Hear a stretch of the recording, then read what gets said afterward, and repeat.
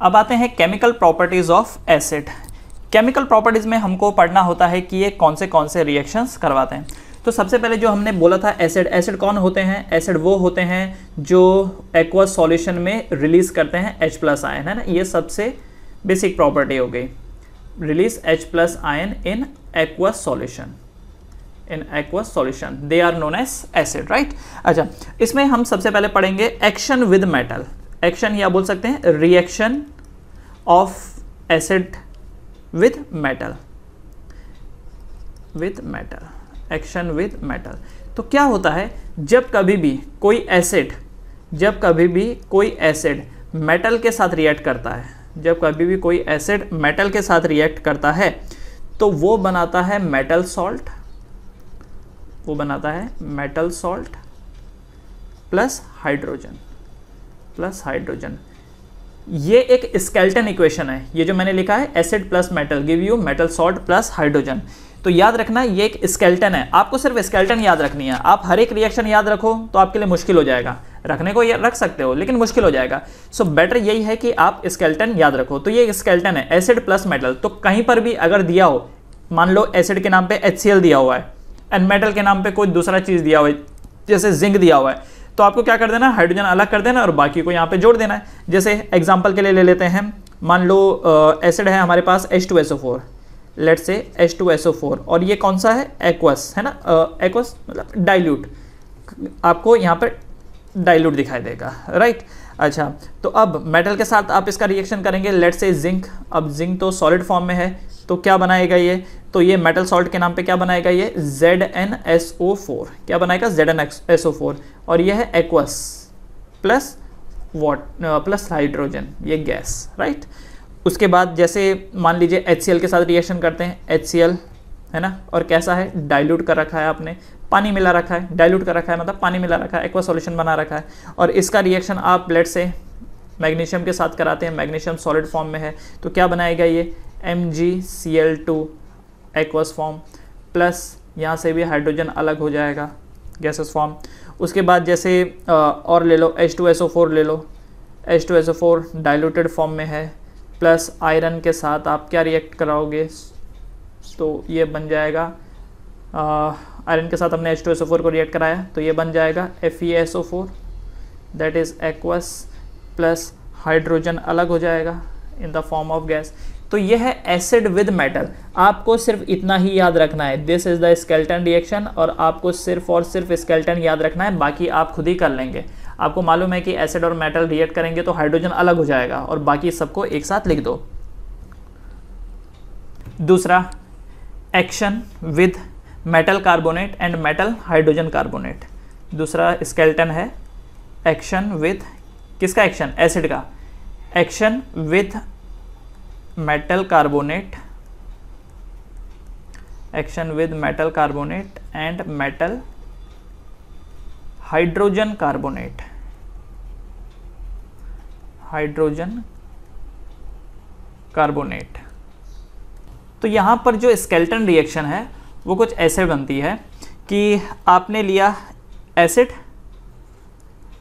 Acid का reaction आपने करा दिया मेटल कार्बोनेट के साथ, मेटल कार्बोनेट के साथ, या फिर हो सकता है मेटल हाइड्रोजन कार्बोनेट हो, मेटल हाइड्रोजन कार्बोनेट। तो इन दैट केस बन के तैयार होता है salt plus carbon dioxide plus water. अच्छा, इसको हम पूरा लिख देते हैं ना, salt plus carbon dioxide, carbon dioxide plus water. तो ये एक स्केलेटन रिएक्शन है। इस स्केलेटन रिएक्शन को आपको याद रखना है एंड इसी के बेसिस पे आपको जो क्वेश्चन दिया जाए आप उसे लिखेंगे। अब जैसे एग्जांपल के लिए यहाँ पे है एक एसिड, जैसे HCl, ये लीजिए, हमने लिया HCl, HCl एक्वस फॉर्म है या डाइल्यूटेड भी बोल सकते हो, एक्वस फॉर्म, राइट। अच्छा, इसका रिएक्शन मेटल कार्बोनेट के साथ। अब मेटल कार्बोनेट ये देखो Na2CO3, क्या है ये, सोडियम कार्बोनेट, क्या बोला जाता है इसको, सोडियम कार्बोनेट, सॉलिड फॉर्म में है। तो HCl का रिएक्शन मेटल कार्बोनेट के साथ किया तो क्या बनना चाहिए, तो देखो यहाँ पर बोल रखा है salt plus carbon dioxide plus water. तो एक काम करते हैं, कार्बन डाइऑक्साइड को पहले ही अलग कर देते हैं, ये हो गया CO2, वाटर भी हो गया, तो वाटर बना दिया हमने H2O, ठीक है, CO2 H2O अलग कर दिया। अब आप खुद सोचो, यहाँ से अगर H2O अलग हो जाएगा, CO2 अलग हो जाएगा, तो बचा क्या, तो बचा मेरे हिसाब से यहाँ पर एक क्लोरीन बच के आता है और एक सोडियम बन के आता है ना। तो सोडियम और क्लोरीन अलग हो जाएगा तो क्या बनाएगा ये NaCl, राइट। बैलेंसिंग देखेंगे तो यहाँ पे 2 आ जाएगा क्योंकि लेफ्ट साइड में Na2 है, तो 2Na हो गया, और Cl 2 हो गया, तो लेफ्ट साइड में 2HCl अपने को करना पड़ेगा, है कि नहीं, तो हो गया बैलेंस। जरा देखो क्या सब कुछ बैलेंस हो गया। लेफ्ट साइड में हाइड्रोजन कितने, 2, राइट साइड में कितना हाइड्रोजन, 2, लेफ्ट साइड में 2 क्लोरीन, राइट साइड में 2 क्लोरीन, लेफ्ट साइड में 2 सोडियम, राइट साइड में 2 सोडियम, लेफ्ट साइड में 1 कार्बन, राइट साइड में 1 कार्बन, है ना। और ऑक्सीजन की अगर बात करें तो राइट साइड में 3 ऑक्सीजन एंड लेफ्ट साइड में 3 ऑक्सीजन, हो गया बैलेंस, राइट। तो आपको हर एक इक्वेशन याद रखने की जरूरत नहीं है, आपको सिर्फ स्केलेटन याद रखना है, आपको सिर्फ स्केलेटन याद रखना है। एक और एग्जांपल जैसा ले लेते हैं, मान लो इस बार अगेन हमने वही HCl ही लिया है, अगेन दिस इज डाइल्यूट, पानी मिलाया हुआ है इसमें हमने ऐड किया NaHCO3 सॉलिड में है, सॉलिड फॉर्म में है, राइट। अब ये NaHCO3 क्या है, सोडियम हाइड्रोजन कार्बोनेट। पहला वाला क्या था, Na2CO3 मेटल कार्बोनेट था, क्योंकि सोडियम एक मेटल है इसीलिए हम इसको क्या बोलते हैं, सोडियम कार्बोनेट, राइट। जबकि दूसरा वाला क्या है, सोडियम हाइड्रोजन कार्बोनेट। तो अब क्या बनेगा, तो जैसे कि हमको पता है CO2 पहले ही अलग कर लो भाई, कर लिया, वाटर पहले ही अलग कर लो, कर लिया। अब बचा क्या लेफ्ट साइड में, अब बचा लेफ्ट साइड में एक क्लोरीन बचा और एक सोडियम बचा, तो सोडियम और क्लोरीन क्या बनाएगा, NaCl। क्या यहाँ पर बैलेंस करने की जरूरत है, क्या यहाँ पर बैलेंस करने की जरूरत है, लेफ्ट साइड में 1 सोडियम, राइट साइड में 1 सोडियम, लेफ्ट साइड में 1 क्लोरीन, राइट साइड में 1 क्लोरीन, लेफ्ट साइड में 1 कार्बन, राइट साइड में 1 कार्बन, लेफ्ट साइड में 3 ऑक्सीजन, राइट साइड में 3 ऑक्सीजन, हाइड्रोजन लेफ्ट साइड में 2, राइट साइड में भी 2, तो ये ऑलरेडी बैलेंस्ड ही है, क्लियर। अच्छा, ये मेटल कार्बोनेट बनता कैसे है, मेटल कार्बोनेट या मेटल हाइड्रोजन कार्बोनेट ये बनता कैसे है, तो देखो जैसे एक एग्जांपल हम लोग ले लेते हैं कैल्शियम का। मैंने लिया calcium CaOH2, this is CaOH2, calcium hydroxide है, राइट, एक्वस है ये। तो अगर मुझे कैल्शियम कार्बोनेट बनाना हो तो मुझे क्या करना पड़ेगा, CaOH2, this is called as lime water, इसको क्या बोलते हैं, लाइम वाटर। लाइम वाटर को मैं रिएक्ट करवाऊंगा कार्बन डाइऑक्साइड के साथ, किसके साथ, कार्बन डाइऑक्साइड के साथ। Carbon dioxide is a gas, तो इससे क्या बनके तैयार होएगा, CaCO3 जो कि सॉलिड फॉर्म में है, और ये क्या है, this is the white PPT plus water जो कि लिक्विड फॉर्म में है, राइट। तो ये जो लाइम वाटर है कार्बन डाइऑक्साइड के साथ रिएक्ट करता है तो क्या बनाता है, वाइट PPT प्लस H2O। आपने देखा होगा पुराने ज़माने में चूना लगाते थे लोग दीवारों में, ये वही है, ये चूना। लाइम वाटर लिया आपने, लाइम वाटर कार्बन डाइऑक्साइड के साथ, जब आप देखो दीवार में चूना कर देते हो तो जो लाइम वाटर है ये CO2 के साथ रिएक्ट हो जाता है और एक वाइट प्रेसिपिटेट बना देता है, और H2O वो तो चलो एवोपरेट हो गया, राइट। तो जो वाइट PPT बन के आया उसी से दीवार आपकी वाइट हो गई। So this is what, calcium carbonate, है ना, कैल्शियम कार्बोनेट। क्या मैं इसको मेटल कार्बोनेट बोल सकता हूँ, ये है metal carbonate, yes. So this is metal carbonate.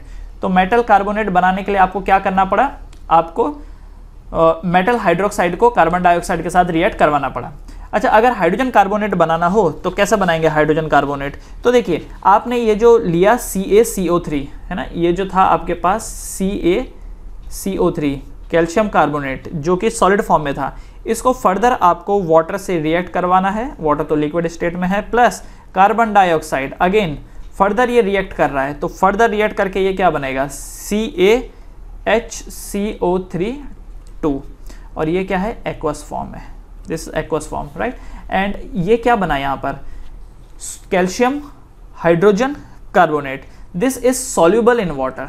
ये जो चीज़ है this is soluble in water, ये वाटर में सॉल्यूबल है। और ये है क्या, क्या ये मेटल हाइड्रोजन कार्बोनेट है, hydrogen carbonate, is this metal hydrogen carbonate, yes. तो इस वे में हम लोग मेटल कार्बोनेट या मेटल हाइड्रोजन कार्बोनेट को बना सकते हैं। उसके बाद तीसरा, एक्शन विद मेटेलिक ऑक्साइड, ठीक है, action with metallic oxide, action with metallic oxide. अब इस बार हमने क्या लिया, एसिड, और एसिड का रिएक्शन हम लोग किसके साथ कर रहे हैं, मेटेलिक ऑक्साइड के साथ। तो स्केलेटन रिएक्शन क्या होगी? तो स्केलेटन रिएक्शन ये होगी कि acid react with metallic oxide, acid react with metallic oxide to give salt and water, to give salt and water, right? अब एग्जाम्पल के लिए जैसे हमारे पास है HCl, हमने लिया HCl, कौन से फॉर्म में? एक्वस फॉर्म में। इसका रिएक्शन मेटेलिक ऑक्साइड के साथ जैसे ZNO सॉलिड फॉर्म में है, तो क्या बनाएगा ये सॉल्ट? क्या बनेगा? ZnCl2 प्लस वाटर अलग हो गया। अब देखो वाटर लिक्विड फॉर्म में है एंड ZnCl2 ये एक्वस फॉर्म में आ जाएगा, करेक्ट? तो देखिए ज़रा, सॉल्ट एंड वाटर बन के तैयार हो गया। आपको सिर्फ और सिर्फ स्केलेटन रिएक्शन ही याद रखनी है, स्केलेटन याद रख लो, बाकी आपका पूरा काम बन जाएगा। उसके बाद जैसे एक और रिएक्शन देख लेते हैं। मान लीजिए मैंने H2SO4 लिया, ये एक एसिड है ना, एक्वस फॉर्म में है ये। इसका रिएक्शन हमने कराया MgO के साथ, MgO सॉलिड फॉर्म में है।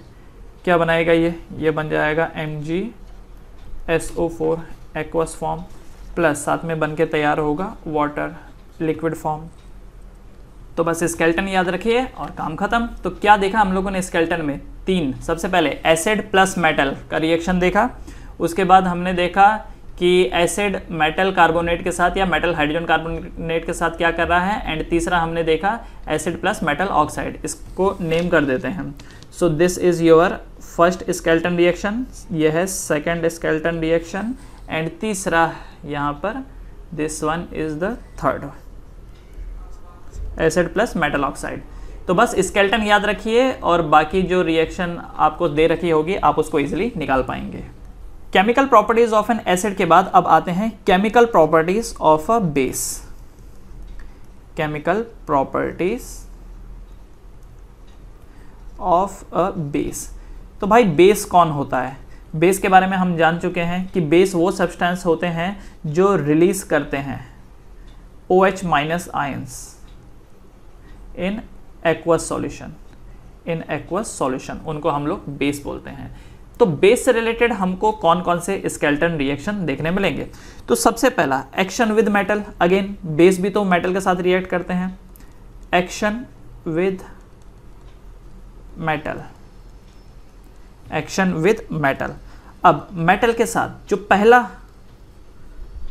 पहला स्केलेटन रिएक्शन है वो है कि मेटल प्लस बेस, या ये बोलूं कि base plus metal react with each other to give metal salt plus hydrogen, plus hydrogen.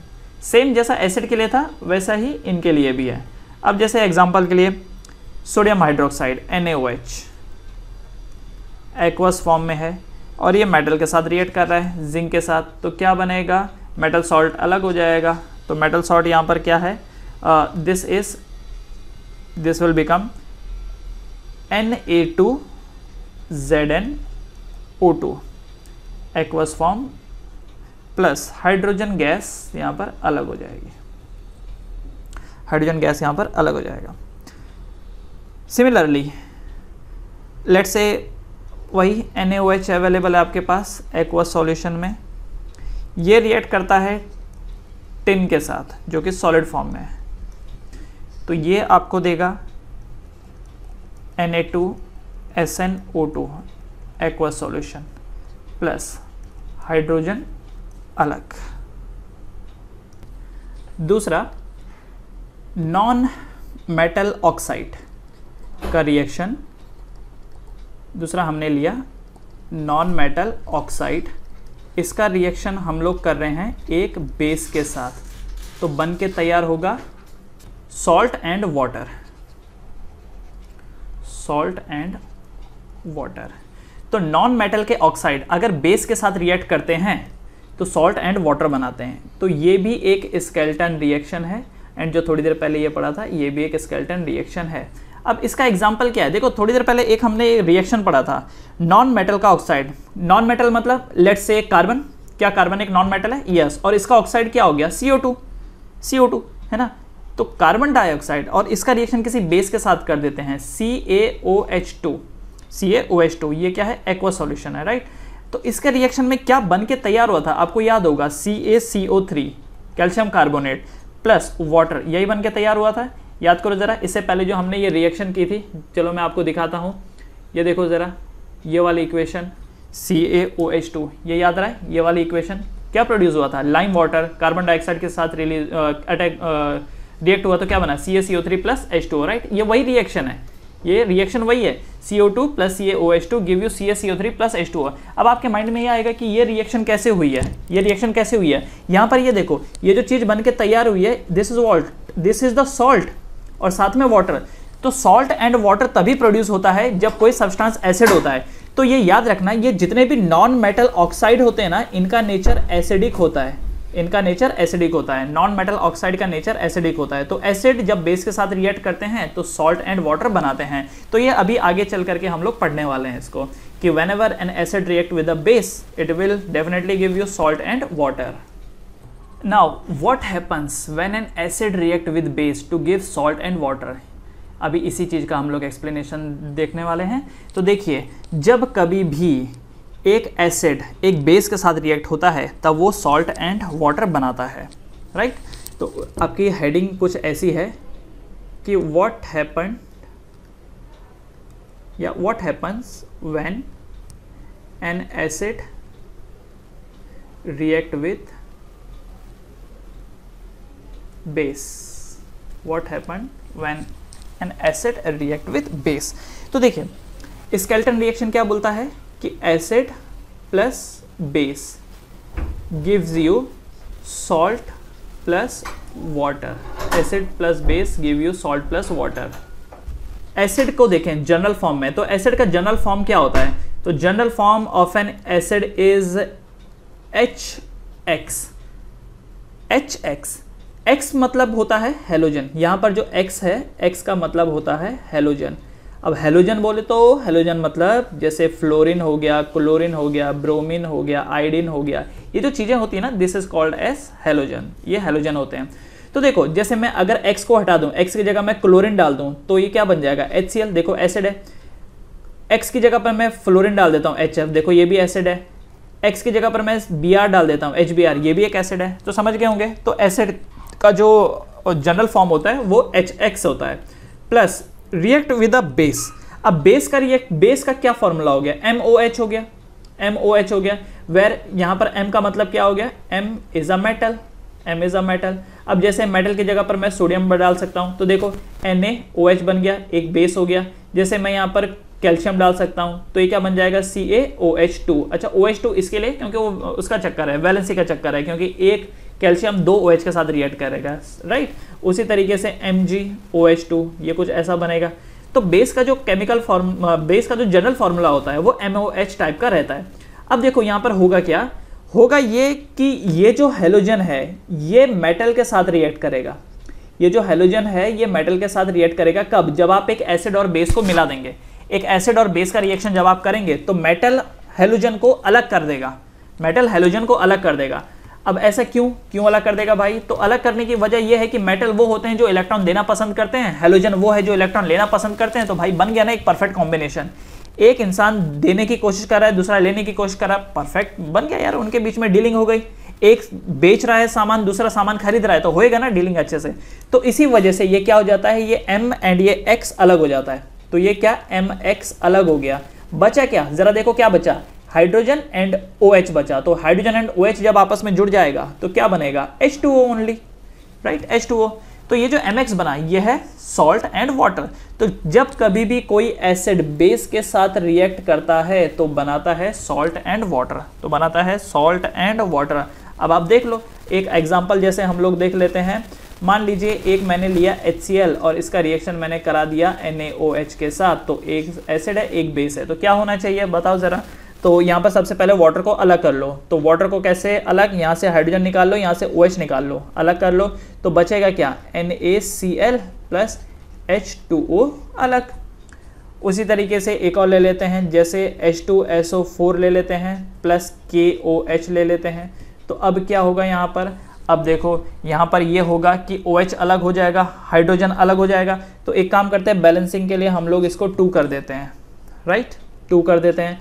तो बैलेंसिंग में जब हम इसको 2 करेंगे तो यहाँ पर क्या बन जाएगा, देखो ज़रा, यहाँ से H2 अलग और यहाँ से ये देखो ये OH अलग। अच्छा, क्योंकि ये 2 आगे मल्टीप्लाई हो रहा है तो 2OH है ना, दैट मीन्स ये बन जाएगा 2H2O।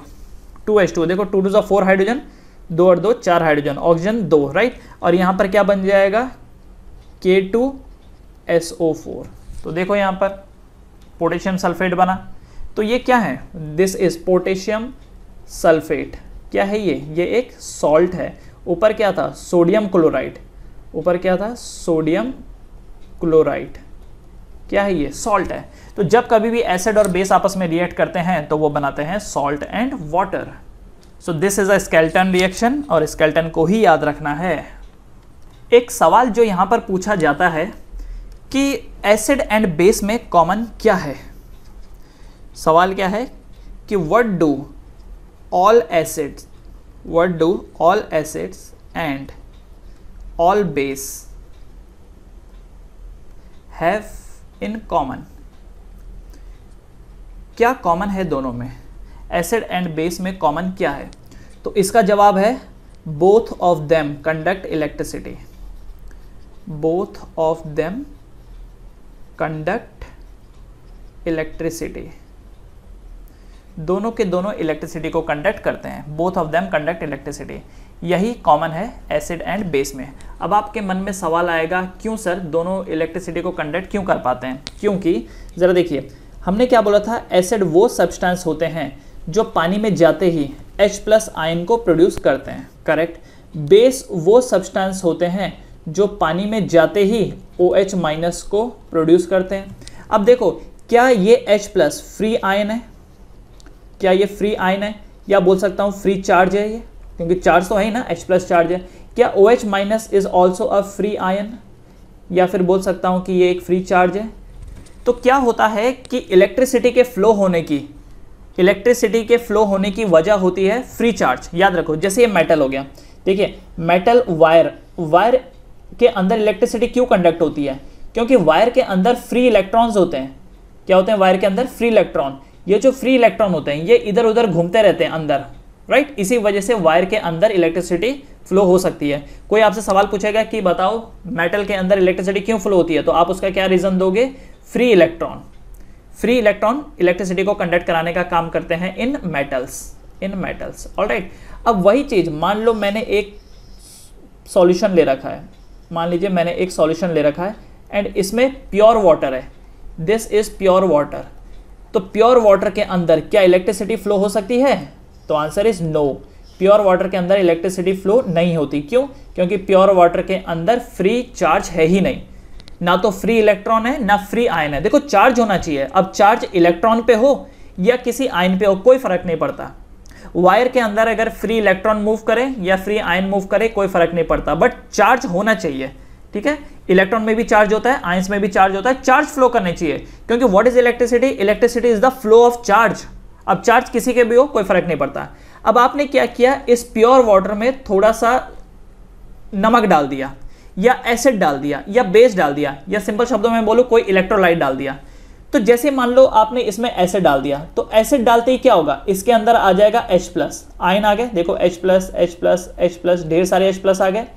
इसके साथ साथ Cl- भी तो आएगा, मान लो आपने HCl डाला होगा तो Cl- भी आ गया। तो क्या यहाँ पर चार्ज क्रिएट हो गए, क्या यहाँ पर फ्री चार्ज क्रिएट हो गए। तो ये जो फ्री चार्ज होते हैं ये इलेक्ट्रिसिटी को फ्लो करवाएंगे।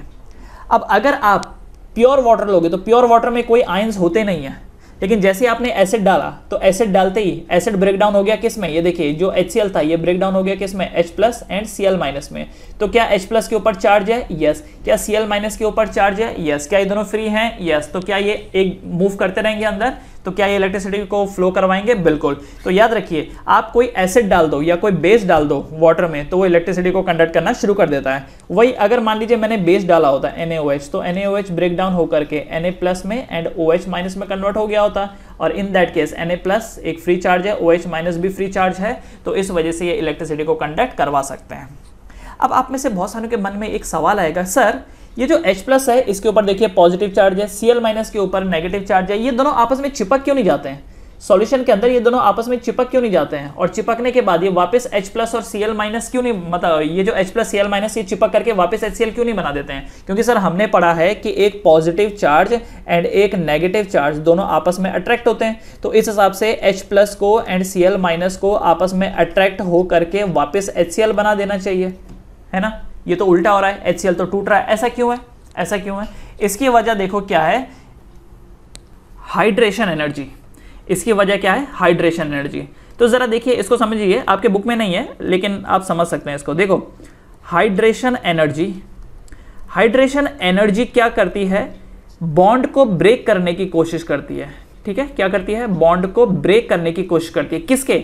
जैसे यहां पर मैंने HCl लिया तो H और Cl के बीच में बॉन्ड है, राइट? तो हाइड्रेशन एनर्जी क्या करेगा? HCl को अलग अलग करने की कोशिश करेगा। हाइड्रेशन मतलब क्या? घोलना। ये हाइड्रेट हो रहा है, घुलवा रहा है उसको, HCl को बॉन्ड तोड़ने की कोशिश कर रहा है। जबकि दूसरी एक एनर्जी होती है लैटाइस एनर्जी। क्या? लैटाइस एनर्जी। लैटाइस एनर्जी क्या बोलता है? कि बॉन्ड को कायम रखो, बॉन्ड को टूटने मत दो। ये बेसिकली बॉन्ड फॉर्मेशन का काम करता है।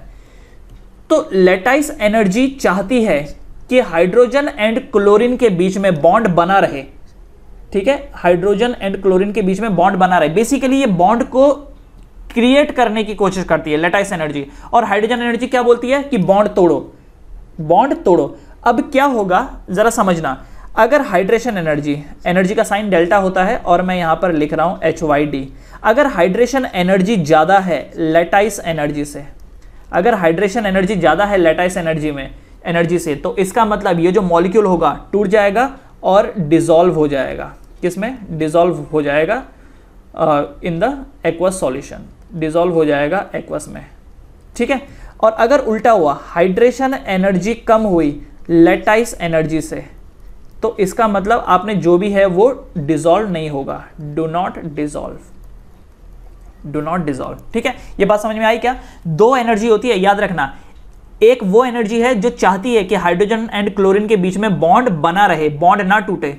और हाइड्रेशन एनर्जी क्या बोलती है? कि इन दोनों के बीच के बॉन्ड को तोड़वा दो, इन दोनों के बीच के बॉन्ड को तोड़वा दो। अब जो ताकत स्ट्रांग होगी वही जीतेगी। तो अगर हाइड्रेशन एनर्जी ज्यादा होगा तो H एंड Cl टूट जाएगा, और अगर लैटाइस एनर्जी ज्यादा होगा तो ये नहीं तोड़ पाएगा। करेक्ट? ये क्लियर है?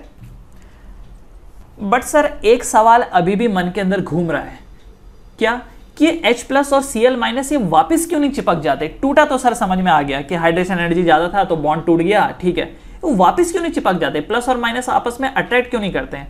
बच्चों देखो, अट्रैक्ट इसलिए नहीं करते हैं क्योंकि अगर आप वाटर मॉलिक्यूल्स को देखोगे ना ध्यान से, तो वाटर मॉलिक्यूल एक्चुअली ऐसा होता है, दिस इज ऑक्सीजन और ये है हाइड्रोजन, ये है हाइड्रोजन, ठीक है? ये ऑक्सीजन है, और ऑक्सीजन का ना ये जो ऊपर वाला साइड होता है ना, ये नेगेटिव चार्ज रखता है और नीचे वाला साइड पॉजिटिव चार्ज रखता है। क्लास 11th में जाओगे तो आपको पता चलेगा कि वाटर का मॉलिक्यूल ना स्लाइटली पोलर होता है। कैसा होता है? पोलर। पोलर का मतलब पोल्स होते हैं उसमें। वाटर का मॉलिक्यूल जो होता है ऑक्सीजन की तरफ स्लाइटली नेगेटिव चार्ज रखता है और हाइड्रोजन की तरफ पॉजिटिव चार्ज रखता है। इसकी वजह से क्या होता है, हुआ ये कि जैसे ही HCl ब्रेक डाउन हुआ H+ में, जैसे ही HCl ब्रेक डाउन हुआ H+ में, तुरंत ऑक्सीजन ना घेर लेता है चारों तरफ से। ये देखो, ऑक्सीजन ने इसको चारों तरफ से घेर लिया, सॉरी ऑक्सीजन बोल रहा हूं, वाटर, वाटर ने ऑक्सीजन के थ्रू इसको चारों तरफ से घेर लिया। ये देख रहे हो, क्योंकि ऑक्सीजन नेगेटिव होता है और यहां पर जो H+ था वो पॉजिटिव था। तो देखो क्या किया, यहां पर हुआ ये कि वाटर ने चारों तरफ से इस H+ को घेर लिया। क्या बना लिया? एक पाउच बना लिया। देख रहे हो, एक पाउच बना लिया। तो बेचारा ये हाइड्रोजन बीच में फंस गया, सॉरी हाइड्रोजन आयन बीच में फंस गया और इसके चारों तरफ वाटर आकर के ऐसा चिपक गए। देख रहे हो, वाटर इसके चारों तरफ ऐसा आकर के चिपक गए। क्या हुआ यहाँ पर हुआ हाइड्रेशन। क्या बोलते हैं इसको? This is known as hydration. यही तो हाइड्रेशन है, वाटर आकर के चिपक गए H+ के अराउंड। सिमिलरली ये जो Cl- है, अब दूसरा देख लेते हैं Cl-। जैसे ये Cl- बना, तुरंत क्या हुआ, इसके चारों तरफ वाटर आ गया। और वाटर कैसा? इस बार हाइड्रोजन की तरफ से आया है, ये ऐसा वाटर इस बार हाइड्रोजन की तरफ से आया है। ये देखिए कुछ इस वे में, ये देखो हाइड्रोजन हाइड्रोजन इस वे में आया। तो इसने क्या किया देखो जरा, क्लोरीन को चारों तरफ से घेर लिया वाटर ने, देख रहे हो, क्लोरीन को चारों तरफ से घेर लिया। तो यहाँ पर बेचारे क्लोरीन के साथ भी यही फंडा है, क्लोरीन के साथ भी यही फंडा है। ये क्लोरीन है और क्लोरीन के चारों तरफ वाटर आकर के चिपक गया, क्लोरीन के चारों तरफ वाटर आकर के चिपक गया, राइट। तो देखो ज़रा, हाँ फ़र्क सिर्फ इतना है कि हाइड्रोजन में H+ के साथ जब वाटर चिपका तो वाटर का पॉजिटिव साइड बाहर को था, वाटर का पॉजिटिव साइड जो है वो बाहर को था, क्योंकि मैंने आपको क्या बताया कि वाटर पोलर मॉलिक्यूल है। वाटर का जो एक साइड है वो पॉजिटिव और एक साइड नेगेटिव, ऑक्सीजन का साइड नेगेटिव होता है और हाइड्रोजन का साइड पॉजिटिव होता है। तो H+ के केस में जो बाहर वाला पानी का जो बाहर वाला फेस है वो प्लस है और अंदर वाला माइनस है, ये जो अंदर वाला है ये माइनस है। तो H+ को चारों तरफ से घेर लिया, Cl- को भी घेर लिया। बस फर्क इतना है कि Cl- में जो वाटर अटैच हो रहा है उसका बाहरी साइड माइनस है और अंदरूनी साइड उसका क्या है, प्लस है।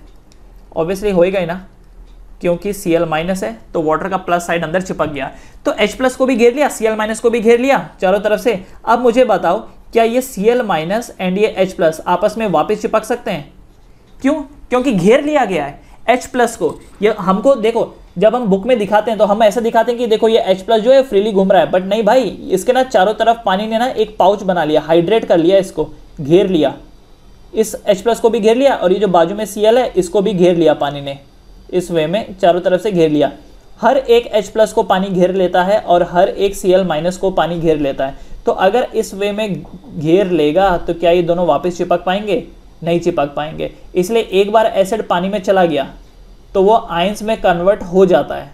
क्यों कन्वर्ट हो जाता है? हाइड्रेशन एनर्जी की वजह से वो आयंस में कन्वर्ट हो जाता है। और वापस क्यों नहीं चिपक पाते हैं? इसलिए नहीं चिपक पाते हैं क्योंकि पानी घेर लेता है, H+ को भी घेर लेता है और Cl- को भी घेर लेता है, उनको बंदी बना लेता है। अब बंदी बना लेता है तो दोनों वापस आपस में चिपक नहीं सकते हैं। बट फ्री चार्ज तो अभी भी है, H+ अलग से है, Cl- अलग से है, तो उसी फ्री चार्ज की वजह से ये इलेक्ट्रिसिटी को कंडक्ट कर लेते हैं।